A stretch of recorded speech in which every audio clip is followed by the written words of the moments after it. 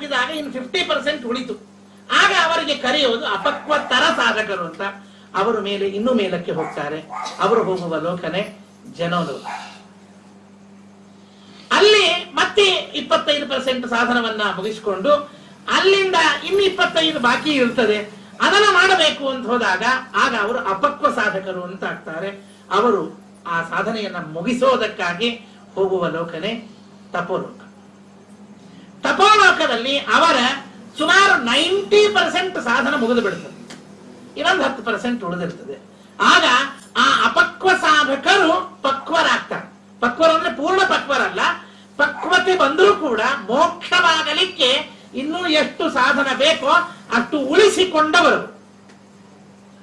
ಹಾಗಿರುವಾಗ ಅವರು ಹೋಗುವ ಲೋಕ ಯಾವುದು ಅಂತ ಕೇಳಿದಾಗ ಬ್ರಹ್ಮದೇವರ ಇರತಕ್ಕಂತಹ ಸತ್ಯಲೋಕಕ್ಕೆ ಹೋಗ್ತಾರೆ.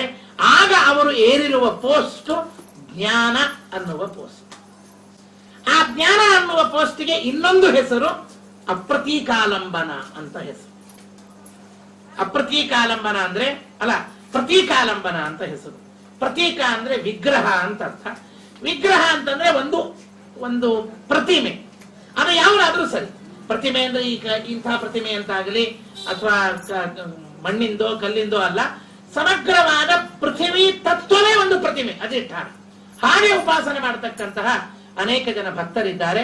ಅವರೆಲ್ಲರಿಗೆ ಪ್ರತೀಕಾಲಂಬನ ಭಕ್ತರು ಅಂತ ಕರೀತಾರೆ. ಆ ಪ್ರತೀಕಾಲಂಬನ ಭಕ್ತರು ತಮ್ಮ ಸಾಧನವನ್ನ ಸತ್ಯಲೋಕದೊಳಗೇನೆ ಪೂರ್ಣ ಮುಗಿಸಿ, ಯಾವಾಗ ಬ್ರಹ್ಮದೇವರ 100 ವರ್ಷ ಮುಗೀತದೆ ಆಗ ಬ್ರಹ್ಮದೇವರು ಅವರಿಗೆ ಉಪದೇಶವನ್ನ ಮಾಡಿಸಿ ಆಮೇಲೆ ವಿರಜಾನದಿ ಸ್ನಾನಕ್ಕೆ ಕರೆದುಕೊಂಡು ಹೋಗಿ ಅಲ್ಲಿ ಸ್ನಾನವನ್ನ ಮಾಡಿಸಿ ಅವರನ್ನ ತಮ್ಮಲ್ಲಿ ಹೊಟ್ಟೆಯಲ್ಲಿ ಹಾಕೊಂಡು ಅವರು ಪರಮಾತ್ಮನ ಉದರವನ್ನ ಪ್ರವೇಶ ಮಾಡಿಬಿಡುತ್ತಾರೆ. ಇದು ಒಂದು. ಇನ್ನು ಇನ್ನೊಬ್ಬರಿದ್ದಾರೆ, ಅವರು ಮಹಾಜ್ಞಾನಿಗಳು ಅಂತ. ಆ ಮಹಾಜ್ಞಾನಿಗಳಲ್ಲಿ ಮಿನಿಮಮ್ 24 ನಿಮಿಷದಿಂದ ಆರಂಭಿಸಿ 24 ತಾಸದವರೆಗೆ ಭಗವಂತನನ್ನ ಹೃದಯದಲ್ಲಿ ಪ್ರತ್ಯಕ್ಷವಾಗಿ ಕಾಣುವ ಹಂತವನ್ನ ಪಡೆದಿರತಕ್ಕಂತಹ ಜ್ಞಾನಿಗಳು. ಅವರವರ ಯೋಗ್ಯತೆ ಅದಕ್ಕೆ ಹೇಳ್ತೀನಿ. ಚಕ್ರವರ್ತಿಗಳಿಂದ ಆರಂಭ ಮಾಡಿಕೊಂಡು ಬ್ರಹ್ಮದೇವರವರೆಗೆ ಇರತಕ್ಕಂತಹ ಜ್ಞಾನಿಗಳಿದ್ದಾರೆ. ಮನುಷ್ಯೋತ್ತಮ ಆರಭ್ಯ. ಮನುಷ್ಯೋತ್ತಮರೆಲ್ಲ ಚತುರ್ಗುಣಗಳನ್ನ ಉಪಾಸನೆ ಮಾಡಿಕೊಂಡು ಪರಮಾತ್ಮನನ್ನ ತಮ್ಮ ಹೃದಯದಲ್ಲಿ ಕಡಿಮೆ ಅಂದ್ರೆ 24 ನಿಮಿಷ, ಅದಕ್ಕಿಂತಲೂ ಕಡಿಮೆ ಯಾರೂ ಇಲ್ಲೇ ಇಲ್ಲ. 24 ನಿಮಿಷ, ಅದಕ್ಕಿಂತಲೂ 28 ನಿಮಿಷ, 2 ತಾಸು, 4 ತಾಸು, 10 ತಾಸು, ಹೀಗೆ ಆ ಭಗವಂತನನ್ನ ಉಪಾಸನೆ ಮಾಡತಕ್ಕಂತಹ ಜ್ಞಾನಿಗಳು. ಯಾವಾಗ? ಸಂಸಾರಾವಸ್ಥೆಯಲ್ಲಿ ಇದ್ದಾಗಲೇ, ಇನ್ನು ಮುಕ್ತಿ ಅಲ್ಲ. ಬ್ರಹ್ಮದೇವರು ಅವರು ಅಮುಕ್ತ ವೈಕುಂಠ ಅಂತ ಒಂದು ವೈಕುಂಠ ಲೋಕ ಇದೆ. ಆ ವೈಕುಂಠ ಲೋಕದಲ್ಲಿ ಅವರು ಅಪ್ರತೀಕಾಲಂಬನ ಭಕ್ತರು. ಅವರು ಅಲ್ಲಿ ವಾಸ ಮಾಡಿಕೊಂಡು ತಮ್ಮ ಸಾಧನದ ಪರಿಪಾಕವನ್ನ ಮಾಡಿಕೊಳ್ಳುವುದಕ್ಕಾಗಿ ಅಲ್ಲಿ ಉಳಿದುಕೊಂಡಿರ್ತಾರೆ. ಪರೀಕ್ಷಿತ ತಿಳಿದುಕೋ ಅಂದ್ರೆ ಇದೆಲ್ಲ ಪರೀಕ್ಷಿತಿಗೆ ಯಾಕೆ ಹೇಳಿಕತ್ತಾರೆ ಅಂತ ಕೇಳಿದರೆ, ಪರೀಕ್ಷಿತ ಆ ವೈಕುಂಠ ಲೋಕದಲ್ಲಿ ಕೂಡಬೇಕಾದ ಭಕ್ತರಲ್ಲಿಯೇ ಒಬ್ಬ.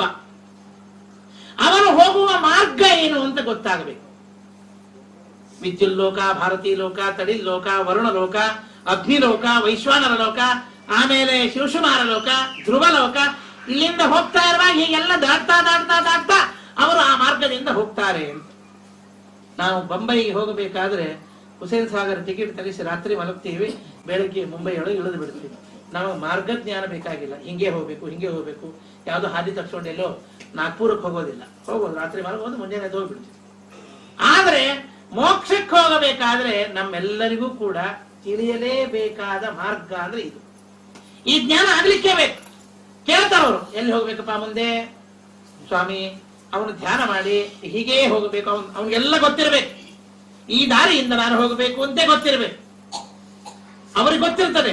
ಬೆಂಗಳೂರು ರಿಕ್ಷಾದವರಿದ್ದ ಹಾಗೆ ಅವ್ರಿಗೆ ಗೊತ್ತಿರ್ತದೆ. ನಮಗ ಗೊತ್ತದೋ ಇಲ್ಲ ಅಂತ ಕೇಳ್ತಾರ ಅವ್ರು. ಬೆಂಗಳೂರಲ್ಲಿ ನೀವು ಹೋದ್ರಿ ಅಂತಂದ್ರೆ ನಿಮ್ಮನ್ನ ಪರೀಕ್ಷೆ ನಮ್ಮ ಮೊಸಳಿ ನೋಡಿ ಗೊತ್ತಾಗ್ಬಿಡ್ತಾವ್ರಿ.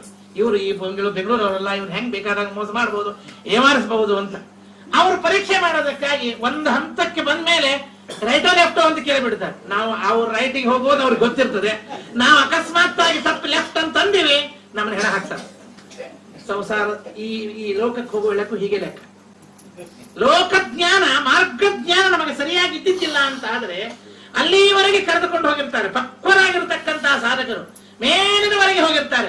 ಎಲ್ಲಿಯೋ ಒಂದು ಕಡೆಗೆ ಬಲಕ್ಕೆ ಎಡಕ್ಕೆ ಮಾಡದೆ ಸೀದಾ ಹೋಗಬೇಕಾಗಿತ್ತು. ಬಲಕ್ಕೆ ಬಹಳ ಚಲೋ ಕಾಣಿಸಿಕತ್ತದಿಲ್ಲ, ಏನೋ ಸ್ವಲ್ಪ ಚಲೋ ಕಾಣಿಸಿಕತ್ತದ ಅಂತ ಹೇಳಿ ಬಲಕ್ಕೆ ಹೊಳ್ಳಿದ್ರು ಡೈರೆಕ್ಟ್ ಆಗಿ ಕೆಳಗೆ ಜಿಗಿದು ಬಂದ್ಬಿಡ್ತಾರೆ ಸಂಸಾರ ಲೋಕಕ್ಕೆ. ಇದು ಉತ್ಕ್ರಮಣದಲ್ಲಿ ಆಗತಕ್ಕಂತಹ ಅನರ್ಥ ಅಂತ.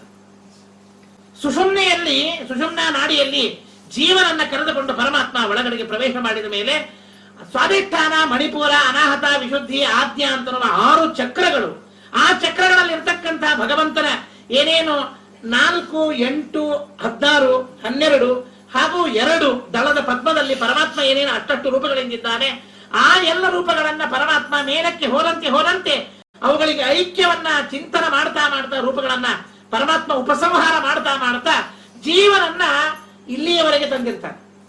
ಜೀವನ ಒಳ್ಳೆಯ ರೀತಿಯಿಂದ ಹೋಗಿರ್ತಾನೆ, ಸರಿಯಾದ ಮಾರ್ಗ. ಈ ಭಾಗಕ್ಕೆ ಬಂದಾಗ ನೋಡ್ರಿ, ಇಲ್ಲಿ 2 ಭಾಗ ಒಡೆದಿದೆ.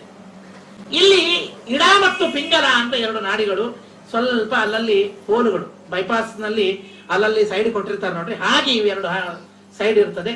ಆ ಸೈಡಿನಲ್ಲಿ ನಮ್ಮ ತಲೆ ಅಕಸ್ಮಾತ್ ಆಗಿ ಎಲ್ಲಿಯಾದ್ರೂ ಹೊರಳಿತು, ಎಡಕ್ಕೋ ಬಲಕ್ಕೋ ಹೊರಳಿತು, ಮೋಕ್ಷ ಆಗೋದಿಲ್ಲ ಅಂತ ಗಾಬರಿ ಆಗಬೇಕಾಗಿಲ್ಲ. ಲೇಟ್, ಮತ್ತೊಂದು ಜನ್ಮ ಹೆಚ್ಚಿಗೆ ಬೆಳೀತು, ಜನ್ಮ ಬೆಳೀತು, ಅವನ ಮತ್ತೆ ಪುನಃ ಸಂಸಾರಕ್ಕೆ. ಅದೇ ಇಡಾನಾಡಿ, ಪಿಂಗಲಾನಾಡಿ, ಇಡಾನಾಡಿಯಿಂದ ಹೊರಗೆ ಬಿದ್ದ ಅಂತ ಆದ್ರೆ ಅವನು ಧೂಮಯಾನದಿಂದ ಕೆಳಗಡೆಗೆ ಬರ್ತಾನೆ, ಪಿತೃಲೋಕಗಳಕ್ಕೆ ಹೋಗಿ ಮತ್ತೆ ಪುನಃ ಆ ನೀರಿನಲ್ಲಿ, ಮಳೆಯಿಂದ ತಂದೆಯ ದೇಹದಲ್ಲಿ, ಮಣ್ಣಿನಿಂದ ಬೀಜದಲ್ಲಿ, ಬೀಜದಿಂದ ತಂದೆಯ ದೇಹದಲ್ಲಿ, ತಂದೆಯ ದೇಹದಿಂದ ತಾಯಿ ದೇಹದಲ್ಲಿ, ಮತ್ತೆ ಪುನಃ ಸಂಸಾರದಲ್ಲಿ ಬಂದು ಬೀಳ್ತಾನೆ. ಯೋಗ ಭ್ರಷ್ಟನಾಗಿ ಅವನು ಜನ್ಮವನ್ನ ತಾಳ್ತಾನೆ. ಆ ಯೋಗ ಭ್ರಷ್ಟನಾದ ಜೀವ ಆಗ ಸರಿಯಾಗಿ ಯೋಗ ಮಾಡಿಕೊಂಡು ಮತ್ತೆ ಇದೇ ಕ್ರಮ. ಇದನ್ನ ದಾಟು ಹಾಗೆ ಇಲ್ರಿ, ನಾವು ಸ್ವಲ್ಪ ಬೇರೆ ಹಾದಿಯನ್ನು ಕರ್ಕೊಂಡು ಹೋಗ್ರಿ, ಸರಳ ಹೋಗ್ಬಿಡ್ತೀವಿ. ನೋ ಬೈಪಾಸ್, ಸರಳ ಹಾದಿನೇ, ಇಲ್ಲೇ ಬರ್ಬೇಕು ನೀನು. ಆ ಮಾರ್ಗವನ್ನು ದಾಟುವಾಗ ಅವನು ತಪ್ಪಿದ, ಮತ್ತೆ ಪುನಃ ಸಂಸಾರನೇ. ಬಹಳ ಎಚ್ಚರಿಕೆ. ಮೋಕ್ಷ ಪುಗಡ ಸಿಗುತ್ತದೇನ್ರಿ? ಸಿಗುತ್ತದಂತ ಹೇಳ್ಯಾರ, ಸಿಕ್ಕೇ ಸಿಗುತ್ತಂತ ನಾನು ಹೇಳ್ತೀನಿ ನಿಮಗೆ. ಆದ್ರೆ ಇಷ್ಟು ಕಷ್ಟ ಮಾತ್ರ ಇದೆ, ಅದನ್ನು ತಿಳಿದುಕೊಂಡಿರ್ಬೇಕು.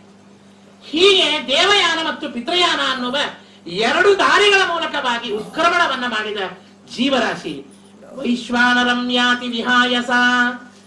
ಅಲ್ಲಿ ಶಿವಶುಮಾರ ಚಕ್ರ, ಶಿವಶುಮಾರನ ಸ್ಥಾನಕ್ಕೆ ಹೋಗಿ ಪರಮಾತ್ಮ ಶಿವಶುಮಾರ ರೂಪಿಯಾದ ಪರಮಾತ್ಮನ ಪ್ರದಕ್ಷಿಣೆ ಹಾಕಿಕೊಂಡು ಧ್ರುವಲೋಕದಲ್ಲಿ ವಾಸ ಮಾಡಿ, ಆಮೇಲೆ ಮುಂದೆ ಅನೇಕ ಲೋಕಗಳಿಗೆ ಹೋಗಿ, ಆಮೇಲೆ ವಿದ್ಯುಲ್ಲೋಕಕ್ಕೆ ಹೋಗಿ, ಕೊನೆಗೆ ತನ್ನ ಸಾಧನ ಭೂಮಿಯಾಗಿರುವ ಮಹಾರಾಜ ಲೋಕಕ್ಕೆ ಅವನು ಹೊರಟು ಹೋಗಿ, ಸಾಧನ ಮುಗಿದಿತ್ತು ಅಂತಾದ್ರೆ ಅಮುಕ್ತ ವೈಕುಂಠ ಅಥವಾ ಸತ್ಯಲೋಕ, ಈ 2 ಸ್ಥಾನದಲ್ಲಿ ಜೀವರಾಶಿ ಕೂಡ್ತಾನೆ.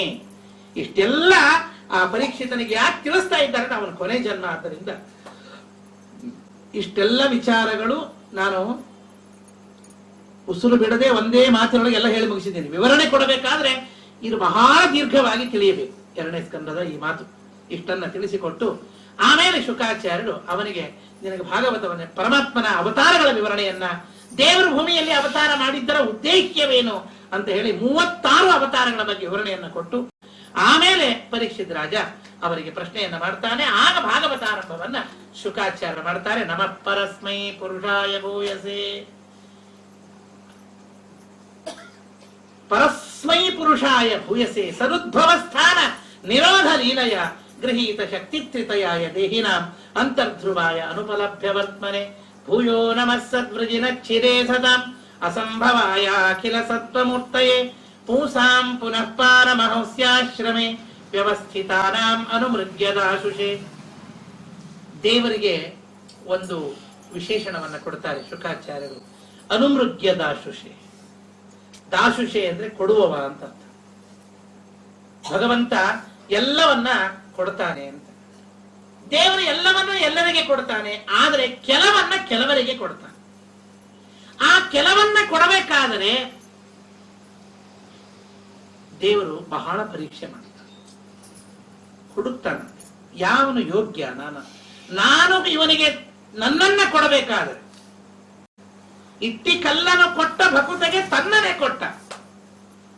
ಬಡ ಬ್ರಾಹ್ಮಣನ ಒಪ್ಪಿಲಿ ಅವಳಿಗಳಿಗೆ ಅಖಿಲಾರ್ಥವ ಕೊಟ್ಟ. ಕೆಟ್ಟ ಮಾತುಗಳಾಡಿದ ಚೈದ್ಯನ ಹೊಟ್ಟೆಯೊಳಗೆ ಇಂಬಿಟ್ಟ. ಭೀಷ್ಮನ ಅವಗುಣಗಳನ್ನು ಎಳೆಸಿದನೆ ಕರುಣ. ಎಷ್ಟು